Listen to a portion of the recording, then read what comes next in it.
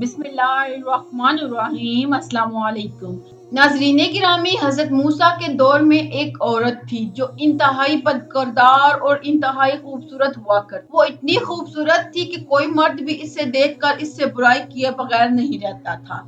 اس نے اپنے گھر کو ایک محل کی صورت میں بنایا ہوا تھا۔ محل میں تخت بنایا ہوا تھا، وہ تخت پر بیٹھا کرتی تھی۔ اس کے آس پاس مرد ہی مرد ہوا کرتے تھے جو ہر وقت اس سے برائی کرنے کے لیے تیار رہتے تھے۔ ایک دن وہ اپنے محل میں بیٹھی تھی تخت پر، ایک نوجوان کا وہاں سے گزر ہوا جو انتہائی عبادت گزار تھا۔ اس کا شمار عبادت گزاروں میں ہوا کرتا تھا۔ جب نوجوان کی اس عورت پر نظر پڑی تو اس عورت کی ایسی تصویر اس کے ذہن میں بیٹھ گئی۔ جب وہ واپس گیا تو اس کا عبادت میں کسی طرح بھی دل نہ لگا۔ اس نے ہر ممکن کوشش کی کہ اسے ذہن سے نکالے، لیکن اس عورت کے تصور کو اپنے ذہن سے نہ نکال سکا۔ بہت زیادہ کوشش کرنے کے باوجود بھی وہ کسی طرح کامیاب نہ ہو سکا۔ اس نے رقم جمع کرنا شروع کر دی۔ وہ رقم لے کر عورت کے پاس آیا۔ جب عورت کے پاس پہنچا تو تخت کے قریب بیٹھا تو اس کے دل میں خیال آیا، میں نے اپنی ساری زندگی اللہ کی عبادت اور اللہ کے ڈر سے اور اللہ کے خوف میں گزار دی ہے۔ اگر میں آج یہ کام کرتا ہوں اور میں مر گیا تو میں اللہ کو کیا منہ دکھاؤں گا؟ بس یہ خیال آنا تھا، بس اس کا جسم کانپنے لگا۔ اس نے اس عورت سے کہا، مجھے جانا ہے، مجھے کوئی ضروری کام یاد آ گیا ہے۔ عورت نے کہا، چلے جاؤ، لیکن جس کام کے لیے آئے ہو وہ تو کرتے جاؤ۔ لیکن نوجوان نے صاف صاف انکار کر دیا۔ عورت کے بار بار اصرار کرنے پر اس نے کہا، میں نے اپنی ساری زندگی اللہ کی عبادت میں گزار دی ہے اور اب میں یہ کام کر کے اللہ کو ناراض نہیں کر سکتا ہوں، اور وہ وہاں سے چل نکلا۔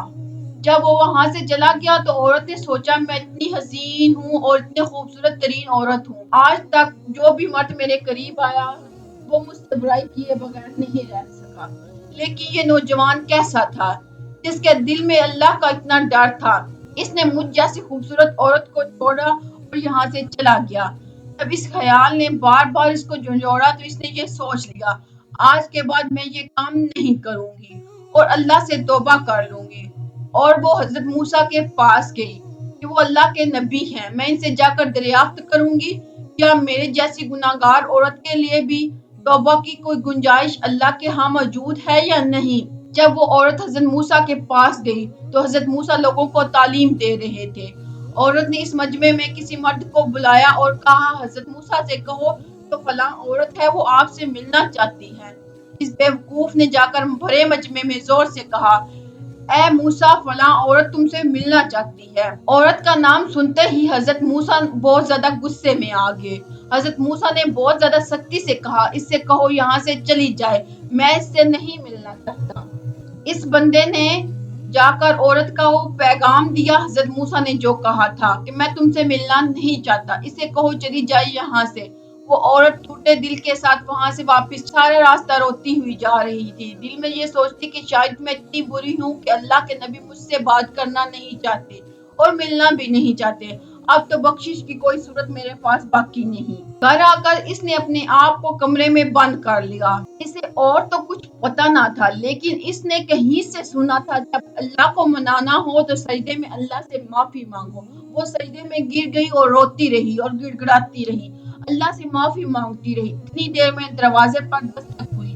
اس نے سوچا، کوئی مجھ سے برائی کرنے کے لیے شاید کوئی نیا مرد آیا ہے، کیونکہ مردوں کا وہاں تو آنا جانا لگا رہتا تھا۔ اس نے کہا، کچھ بھی ہو جائے میں آج دروازہ نہیں کھولوں گی، لیکن دروازے کی دستک تیز ہوتی گئی۔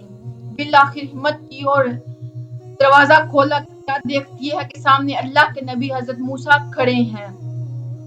اس عورت نے حیرانی سے پوچھا، اے اللہ کے نبی، اے موسیٰ، آپ میرے دروازے پر کیسے؟ حضرت موسیٰ نے فرمایا، دراصل جب تم میرے پاس آئی تھی میں لوگوں کو تبلیغ کی دعوت دے رہا تھا، میں لوگوں میں تبلیغ کر رہا تھا اور میں نے تم سے ملنے سے انکار کر دیا، لیکن جب تم چلی گئی تو حضرت جبرائیل میرے پاس آئے اللہ کا پیغام لے کر۔ اللہ پاک فرما رہا ہے، اے میرے پیغمبر، میری ایک بندی آپ سے میرا راستہ پوچھنے آئی تھی، آپ نے تو اسے ڈانٹ دیا اور مجھ سے کہا کہ اس کے گھر جاؤ، اور جو اس نے آج توبہ کی ہے تو اللہ اس کی توبہ سے بہت خوش ہوا ہے، تمہارے سارے گناہ معاف کر دیے۔ اگلے دن اس عورت نے سوچا اب میرا اس بستی میں رہنا بالکل مشکل ہے، کیونکہ یہاں پر اگر میں رہتی ہوں تو یہاں پر تمام لوگ مجھ سے برائی کرنے کے لیے آئیں گے، کیونکہ اب میں نے توبہ کر لی ہے تو مجھے اس بستی کو چھوڑ دینا چاہیے۔ چنانچہ اس عورت نے اس بستی کو چھوڑ دیا، اس نوجوان کو تلاش کیا جس کی وجہ سے اس نے توبہ کی تھی۔